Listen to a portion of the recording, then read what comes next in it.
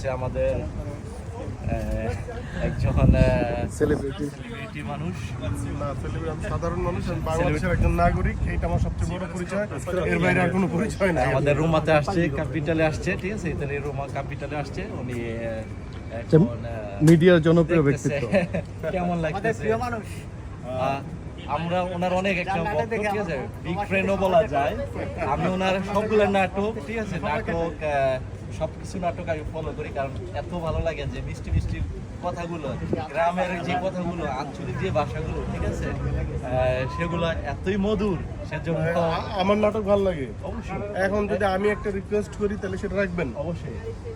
আমাকে যদি ভালো, আমার ভালোবাসেন? অবশ্যই ভালোবাসি। আচ্ছা, তাহলে আমার চেয়েও বেশি ভালোবাসতে হবে বাংলাদেশকে। অবশ্যই। বাংলাদেশকে, মাতৃভাষা। রাইট। বাংলাদেশের জন্য পারলে কিছু করেন বিদেশ থেকে, হ্যাঁ।